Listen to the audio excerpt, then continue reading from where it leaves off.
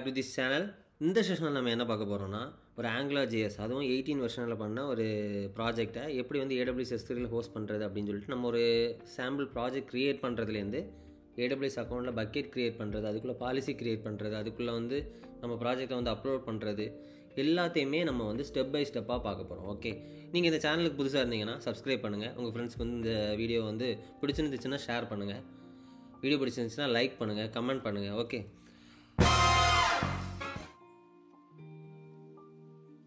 AngularJS project நம்ம create பண்ணுறதுக்கு முன்னாடி ஃபஸ்ட்டு எதெல்லாம் இன்ஸ்டால் பண்ணியிருக்கணும் உங்கள் சிஸ்டத்தில் அப்படின்னா, ஃபஸ்ட்டு வந்து Node.js வந்து இன்ஸ்டால் ஆகிருக்கணும். ஓகே, நான் யூஸ் பண்ணுற வெர்ஷன் வந்து Node.js 22, இப்போ லேட்டஸ்ட் வந்து 23. ஓகே, நீங்கள் வந்து nodejs.org வெப்சைட்டுக்குள்ளே போனீங்கன்னா டவுன்லோடுன்னு இருக்கும். டவுன்லோடில் போயிட்டு நீங்கள் வந்து எந்த OS யூஸ் பண்ணுறீங்களோ அதை நீங்கள் செலக்ட் பண்ணி கரெக்டாக வந்து நீங்கள் இன்ஸ்டால் பண்ணிக்கலாம். நான் யூஸ் பண்ணுறது வந்து Mac OS. இதுக்கு வந்து அடுத்தது வந்து விண்டோஸ் ஆப்ஷன், அடுத்தது லினக்ஸ் எல்லாமே இருக்குது. ஓகே, நீங்கள் டெர்மினல் வழியாக இன்ஸ்டால் பண்ணுறதுனாலும் இன்ஸ்டால் பண்ணிக்கலாம், டவுன்லோட் பண்ணி இன்ஸ்டால் பண்ணுறதா இருந்தாலும் இன்ஸ்டால் பண்ணிக்கலாம். ஓகே, இது இன்ஸ்டால் பண்ணதுக்கு அப்புறம் angular.dev இந்த சைட்டுக்குள்ளே வந்தீங்கன்னா இதில் டாக்ஸ் அப்படின்னு சொல்லிட்டு ஒன்று இருக்கும். ஓகே, இவங்களோட அஃபிஷியல் டாக்குமெண்டேஷன் நம்ம யூஸ் பண்ணுறது வந்து வெர்ஷன் 18. ஓகே, இதில் உள்ள அஃபிஷியல் டாக்குமெண்டேஷன் நீங்கள் கிளிக் பண்ணிங்கன்னா இதில் இன்ஸ்டலேஷன் போட்டிருப்பாங்க. இந்த இன்ஸ்டலேஷன் கிளிக் பண்ணாலே இதிலே இருக்கும்.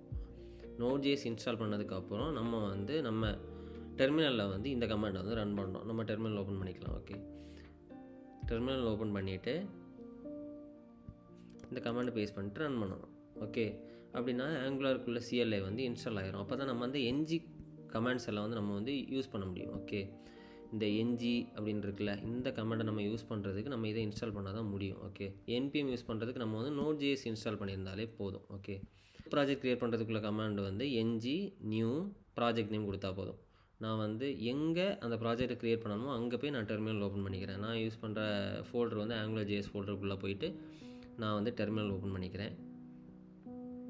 அதுக்கப்புறம் அங்கே இருக்கக்கூடிய கமாண்ட் NG நியூ கமாண்ட் போட்டு நான் ப்ராஜெக்ட் நேம் கொடுத்துக்கிறேன். ஏன்னா small NG new AWS S3 Angular 18 அப்படின்னு சொல்லி கொடுத்துக்கிறேன். Okay, enter. இப்போது உங்களுக்கு CSS வேணுமா சாஸ் வேணுமா அப்படின்னு சொல்லி கேட்குது. நான் CSSஸே கொடுத்துக்கிறேன். இதுக்கப்புறம் வந்து சர்வர் சைடு ரெண்டரிங் வேணுமா அப்படின்னு சொல்லிட்டு கேட்குது. நான் இப்போ இதுக்கு நோ கொடுத்துக்கிறேன். ஓகே, ப்ராஜெக்ட் வந்து க்ரியேட் ஆகிட்டுருக்கு.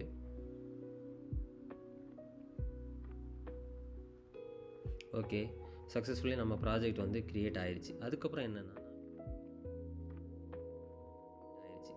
என்னென்னா நான் யூஸ் பண்ணுற ஐடி வந்து Visual Studio Code. Okay, Visual Studio Code உங்களுக்கு வேணும் அப்படின்னா நீங்கள் Visual Studio Codeன்னு சர்ச் பண்ணிங்கனாலே போதும். VS Code அப்படின்னு சர்ச் பண்ணிங்கன்னா இதில் டவுன்லோட் ஆப்ஷன் இருக்கும். இதில் வந்து நீங்கள் எந்த OS யூஸ் பண்ணுறீங்களோ அதை நீங்கள் கிளிக் பண்ணி டவுன்லோட் பண்ணிக்கலாம். ஓகே, நான் வந்து ப்ரிஃபர் பண்ணுறது வந்து VS Code. இதில் வந்து நிறைய எக்ஸ்டென்ஷன் சப்போர்ட் இருக்குது, மல்டி லாங்குவேஜ் சப்போர்ட் இருக்குது. ஓகே, அதுக்கப்புறம் வந்து நம்ம வந்து VS Codeல வந்து நம்ம க்ரியேட் பண்ண ப்ராஜெக்டை ஓப்பன் பண்ணணும். நான் ஓப்பன் கொடுத்து இதில் நான் இந்த ஃபோல்டருக்குள்ளே AngularJSக்குள்ளே நம்ம க்ரியேட் பண்ண project AWS S3 Angular 18. Okay, open கொடுத்துட்டு இப்போ நம்ம ப்ராஜெக்ட் வந்து ஓப்பன் ஆயிடுச்சு. ஓகே, இதில் அதுக்கடுத்து வந்து டெர்மினல் ஓப்பன் பண்ணணும். டெர்மினல் ஓப்பன் பண்ணிவிட்டு நம்ம ப்ராஜெக்டோட பாத்தில் தான் இருக்குமான்னு செக் பண்ணிக்கணும். ப்ராஜெக்ட் நேமுக்குள்ளே தான் இருக்கும். ஓகே, ஸோ இப்போது இதில் வந்து நம்ம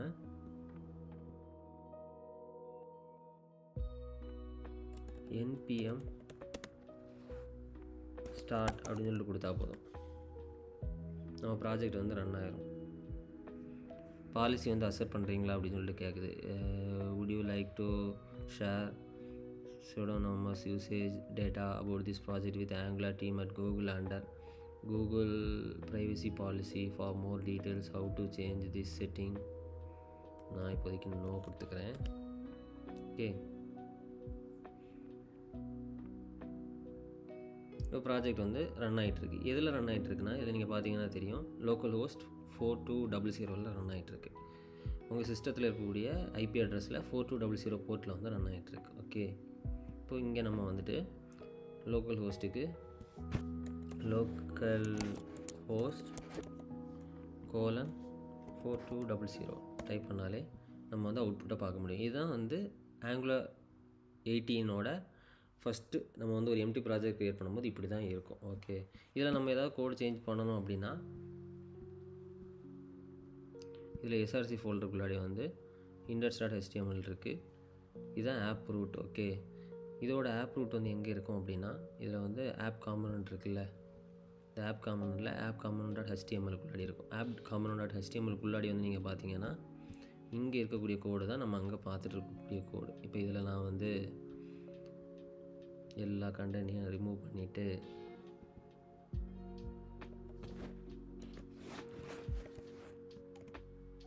இதில் 360 with Ben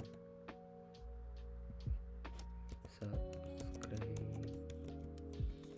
to கொடுத்துக்கிறேன். ஓகே, நம்ம சேவ் பண்ணிட்டோம்.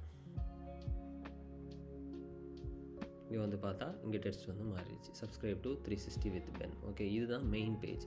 நம்ம இப்போ வந்து ஒரு பேசிக்காக உள்ள ஒரு ஆங்குலர் ஜேஎஸ் ப்ராஜெக்ட் வந்து க்ரியேட் பண்ணிட்டோம். ஓகே, இதுக்கப்புறம் வந்து நம்ம வந்து இவ்வளோ தான் ப்ராஜெக்ட் அப்படின்னா இதை வந்து ப்ரொடக்ஷனுக்கு நம்ம வந்து பில்ட் பண்ணணும். ஓகே, நம்ம நார்மலாக இப்போ பில்ட் பண்ணலாம். அந்த பில்ட் பண்ணக்கூடிய கமாண்ட் வந்து ngbuild.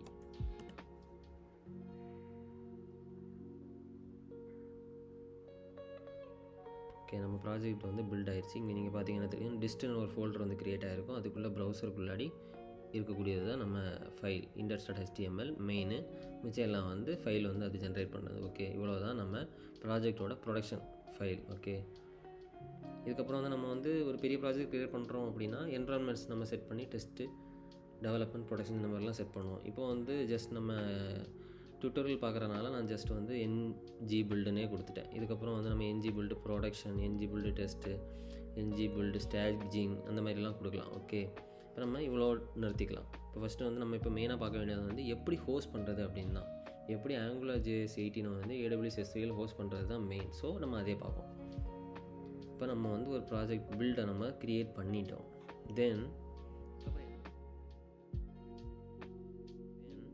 அதுக்கப்புறம் என்ன பண்ணணும் அப்படின்னா AWS அக்கௌண்ட் வந்து நம்மளுக்கு தேவை. ஓகே,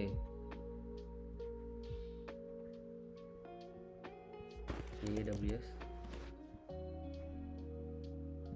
பார்த்தீங்கன்னா தெரியும், இது வந்து இதுதான் சைட் aws.amazon.com. ஓகே, இதுக்குள்ளே நம்ம ஒரு அக்கௌண்ட் இருக்குன்னா சைன்இன் பண்ணிக்கலாம், இல்லைன்னா நம்ம வந்து க்ரியேட் அண்ட் AWS அக்கௌண்ட் அப்படின்னு சொல்லிட்டு கொடுக்கணும். இது வந்து ஒரு க்ளவுட் சர்வீஸ் ப்ரொவைடர். இதில் தான் நம்ம வந்து நம்ம அப்ளிகேஷனை வந்து ஹோஸ்ட் பண்ணிக்கலாம், சர்வர். ஓகே, நம்ம இதுக்குள்ளே டேட்டாபேஸ் வாங்கிக்கலாம், நோட்டிஃபிகேஷன் சர்வீஸ் வாங்கிக்கலாம், ஸ்டோரேஜ் வாங்கிக்கலாம் S3, அடுத்து வந்து ரவுட்டிங் பண்ணிக்கலாம், அடுத்தது வந்து internet of things, AI related நிறைய இது வந்து இதுக்குள்ளாடி இருக்குது. நிறைய சர்வீசஸ் அவங்க இன்னும் கொண்டு வந்துட்டு இருக்காங்க. ஓகே, உங்களுக்கு அக்கௌண்ட் இருந்துச்சுன்னா நீங்கள் வந்து சைன்இன் பண்ணி உள்ளாடி வந்துடுங்க. அப்படி இல்லைனா நீங்கள் வந்து ஒரு க்ரியேட் நியூ அக்கௌண்ட் கொடுத்து அக்கௌண்ட் வந்து க்ரியேட் பண்ணுங்கள். ஓகே, நான் வந்து ஏற்கனவே வந்து ஒரு அக்கௌண்ட் க்ரியேட் பண்ணிவிட்டேன், அதை லாகின் பண்ணிவிட்டேன். லாகின் பண்ணதுக்கப்புறம் அதோட கன்சோல் வந்து இப்படி தான் இருக்கும். ஓகே, நான் வந்து நார்த் விர்ஜீனியா ரீஜனை வந்து செலக்ட் பண்ணியிருக்கேன். நீங்கள் எந்த ரீஜனில் இருக்கீங்களோ அதை வந்து செலக்ட் பண்ணிக்கோங்க. நம்ம இந்தியாவில் வந்து மும்பை இருக்குது, அதுக்கப்புறம் வந்து வேறு நிறைய ரீஜன்ஸ் வந்து இருக்குது. டிஃபால்ட்டாக வந்து மும்பை வந்து ஆக்டிவாக இருக்குது. ஓகே, நான் வந்து நார்த் விர்ஜீனியா வந்து செலக்ட் பண்ணியிருக்கேன். அதுக்கப்புறம் வந்து இங்கே டாப் லெஃப்ட்டில் வந்து சர்ச்சில் நீங்கள் பார்த்தீங்கன்னா S3 அப்படின்னு நீங்கள் சர்ச் பண்ணால் அந்த ஸ்கேலபிள் ஸ்டோரேஜ் இன் க்ளவுட் இதுக்குள்ளாடி தான் நம்ம வந்து S3ல் ஸ்டாட்டிக் சைட் ஹோஸ்டிங்கில் வந்து நம்ம வந்து ஆங்குலர் JS-ஐ வந்து நம்ம ஹோஸ்ட் பண்ண போகிறோம். ஏன்னா நீங்கள் பார்த்தீங்கன்னா தெரியும், இங்கே ஜென்ரேட் ஆகிருக்கக்கூடிய ஃபைல் வந்து ஸ்டாட்டிக்காக வந்து ஜென்ரேட் ஆகிருச்சு, index.html ஃபைல் இருக்குது. ஓகே, இதை நம்ம ஸ்டாட்டிக் சைட் ஹோஸ்டிங்கில் வந்து போட முடியும். ஓகே, நம்ம வந்து இப்போது அக்கௌண்ட்டுக்குள்ளே வந்தாச்சு. S3 வந்து சர்ச் பண்ணதுக்கப்புறம் நீங்கள் S3 கிளிக் பண்ணிங்க அப்படின்னா S3யோட மெயின் பேஜ் வந்து இதை மாதிரி தான் இருக்கும். ஓகே, இதில் வந்து நம்ம வந்து க்ரியேட் பக்கெட் கொடுக்கணும். Every objects in S3 is stored in A bucket. Just வந்து ஒரு ஃபோல்டர் மாதிரின்னு வச்சுக்கலாம். அதை வந்து இவங்க பக்கெட்னு கொடுத்துருக்காங்க. ஓகே, க்ரியேட் பக்கெட் கொடுத்துட்டு unique name. Okay, unique name வந்து 360 with Ben அப்படின்னு சொல்லிட்டு நான் கொடுத்துக்கிறேன். ஓகே, அதுக்கப்புறம் வந்து வேறு எல்லாமே டிஃபால்ட்லேயே விட்டுக்கிறேன்.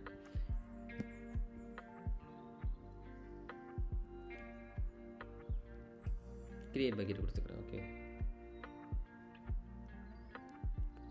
பக்கெட் வந்து க்ரியேட் ஆயிடுச்சு. ஓகே, இதுக்கப்புறம் வந்து நான் க்ரியேட் பண்ண பக்கெட்டை கிளிக் பண்ணிவிட்டு இதுக்கப்புறம் ப்ராப்பர்ட்டிஸ் போய்க்கிறேன். ஓகே, ப்ராப்பர்ட்டிஸ் போயிட்டு இங்கே கீழே போய் பார்த்தீங்க அப்படின்னா ஸ்டாட்டிக் வெப்சைட் ஹோஸ்டிங்னு இருக்கும். ஓகே, இதே நீங்கள் இதில் எடிட் கிளிக் பண்ணிவிட்டு எனேபிள் கொடுக்கணும். எனேபிள் கொடுத்ததுக்கப்புறம் நீங்கள் வந்து மெயின் ஃபைல் வந்து எது அப்படின்னு சொல்லிட்டு கொடுக்கணும். index.html நம்ம அங்கே பார்த்தது index.html ப்ராஜெக்ட் நம்ம பில்ட் பண்ணதுக்கப்புறம் பில்டு கொடுத்து பில்ட் பண்ணதுக்கப்புறம் இந்த index.html ஓகே கொடுத்தாச்சு. error.html வந்து இருந்துச்சுன்னா கொடுக்கலாம், வேறு ஒன்றும் இல்லைன்னா நம்ம வந்து சேவ் சேஞ்சஸ் கொடுத்துக்கலாம். ஓகே, இப்போ நம்ம இதெல்லாத்தையும் பண்ணிட்டோம். இதுக்கப்புறம் வந்து நம்ம வந்து அப்லோட் பண்ணலாம். வேறையும் நிறைய இருக்குது, அதுக்கப்புறம் உள்ளதை நம்ம அடுத்தது பார்க்கலாம். இப்போ நம்ம வந்து அந்த பக்கெட்டை கிளிக் பண்ணியாச்சு. பக்கெட்ஸ் மெயின் பேஜுக்குள்ளே போனீங்கன்னா இதில் பக்கெட்ஸ்ன்னு இருக்கும். லெஃப்ட்டில் பக்கெட்ஸை கிளிக் பண்ணிங்க அப்படின்னா நம்ம க்ரியேட் பண்ண பக்கெட் இருக்கும். அந்த பக்கெட்டை நம்ம கிளிக் பண்ணியாச்சுன்னா இதில் அப்லோடுன்னு ஒரு ஆப்ஷன் இருக்கும். ஓகே, இதில் அப்லோட் கிளிக் பண்ணிவிட்டு ஆட் ஃபோல்டர் நம்ம கொடுத்துக்கலாம். ஓகே, ஆட் ஃபோல்டர் கொடுத்துட்டு இதில் நம்ம பில்ட் கொடுத்தது யூடியூப் ப்ராஜெக்ட்ஸ். ஓகே, இதில் வந்து ஆங்குலர் ஜேஎஸில் நம்ம க்ரியேட் பண்ண ப்ராஜெக்ட் AWS S3 ஆங்குலர் 18. இதில் வந்து டிஸ்ட்டுக்குள்ளாடி ப்ரௌசர். ஓகே, இதை வந்து நம்ம வந்து அப்லோட் பண்ணலாம். கீழே ஸ்க்ரோல் பண்ணிவிட்டு அப்லோடுன்னு கொடுத்தா அப்லோட் ஆகிரும். பார்த்தீங்கன்னா தெரியும், இங்கே அப்லோட் ஆகிட்டுருக்கு. அப்லோட் ஆயிடுச்சு. நம்ம இதை க்ளோஸ் கொடுத்துட்டா இது வந்து இந்த பக்கெட்டுக்கு உள்ளாடி ப்ரௌசர்னு ஒரு ஃபோல்டருக்கு உள்ளாடி இருக்குது. ஓகே, இதை நம்ம அதுக்குள்ளேருந்து வெளியே எடுத்து போடணும். அதை எப்படின்னா இதை நீங்கள் செலக்ட் ஆல் கொடுத்துட்டு ஆக்ஷன்ஸில் மூவ் கொடுத்து ப்ரௌஸ் கொடுத்துட்டு நம்ம வந்து நம்ம பக்கெட்டை செலக்ட் பண்ணிவிட்டு சூஸ் டெஸ்டினேஷன் கொடுத்தா கீழே போயிட்டு நம்ம மூவ்னு கொடுத்தா மூவ் ஆயிடுச்சு. ஓகே, நம்ம க்ளோஸ் கொடுத்துட்டு நம்ம பக்கெட்டுக்குள்ளாடி போய் பார்த்தா நம்ம மூவ் பண்ண ஃபைல்ஸ் எல்லாமே இருக்கும். ஓகே, இப்போது நம்ம ப்ராப்பர்ட்டிஸில் போய் பார்த்தா கீழே வந்து நம்ம எனேபிள் பண்ணதில் ஒரு URL ஜென்ரேட் ஆகிருக்கும். இப்போ நம்ம கிளிக் பண்ணாலும் வராது, ஆக்சஸ் டினைடுன்னு வரும்.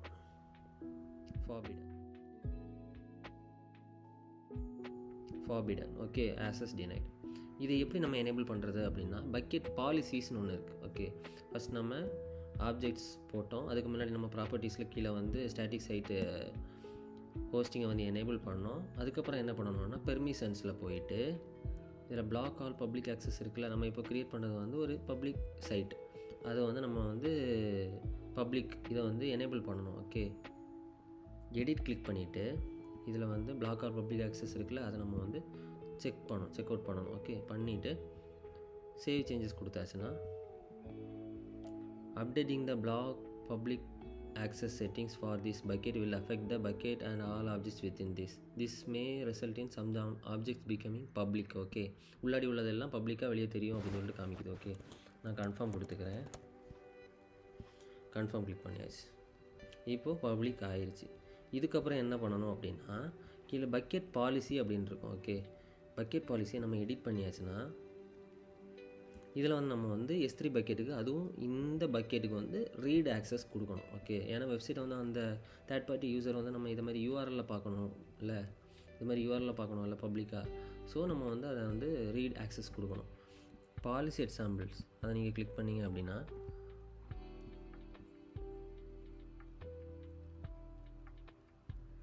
இதில் வந்து grant read only permission to public anonymous user அதை நீங்கள் கிளிக் பண்ணிங்க அப்படின்னா இதிலே ஸ்டெப் பை ஸ்டெப் இன்ஸ்ட்ரக்ஷன்ஸ் இருக்கும். பிளாக் ஆல் பப்ளிக் ஆக்சஸ் வந்து ரிமூவ் பண்ணணும்.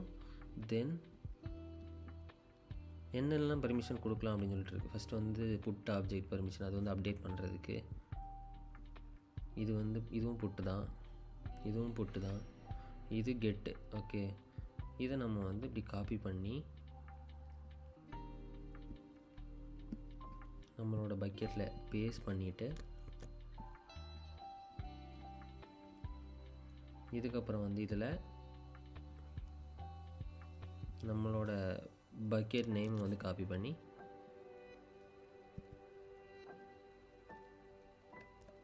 பேஸ்ட் பண்ணணும்.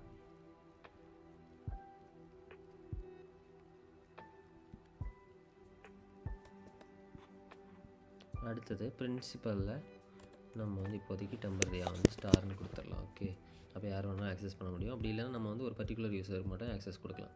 அதுக்கப்புறம் நான் வந்து இந்த கண்டிஷனை வந்து ரிமூவ் பண்ணிடுறேன். இப்போ நம்மளுக்கு இது தேவையில்லை. ஓகே, இவ்வளோவுமே போதும். ஓகே, இதுக்கப்புறம் வந்து நம்ம வந்து சேவ் சேஞ்சஸ்ன்னு கொடுத்தா போதும். நம்ம பாலிசி வந்து அப்ளை ஆயிடுச்சு, பக்கெட் பாலிசி. ஓகே, அதுக்கப்புறம் நீங்கள் வந்து இங்கே ரிஃப்ரெஷ் பண்ணி பார்த்தீங்கன்னா உங்களுக்கு வந்து இந்த சைட் வந்து விசிபிள் ஆகும்.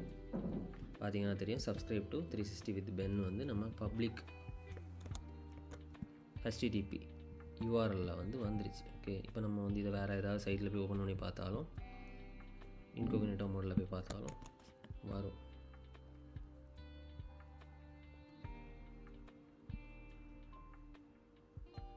இப்போ நம்ம பார்த்தாலே தெரியும், நம்ம சக்ஸஸ்ஃபுல்லி வந்து ஒரு AngularJS ஃப்ரண்ட் அண்ட் அப்ளிகேஷனை வந்து நம்ம வந்து AWS S3யில் வந்து ஹோஸ்ட் பண்ணிட்டோம். ஓகே,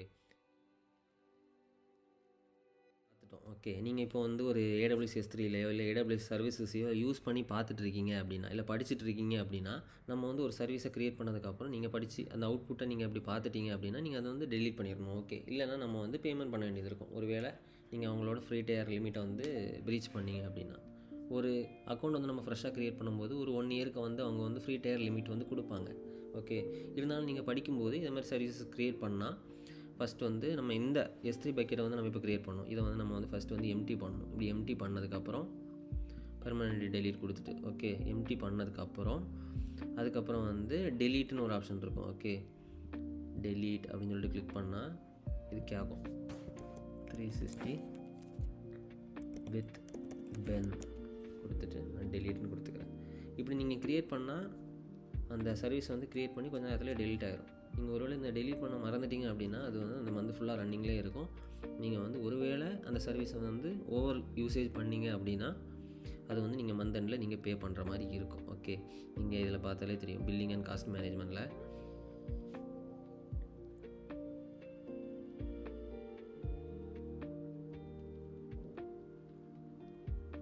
ஃப்ரீ டயர்னு ஒன்று இருக்கும். ஓகே, இதில் ஃப்ரீ டயரில்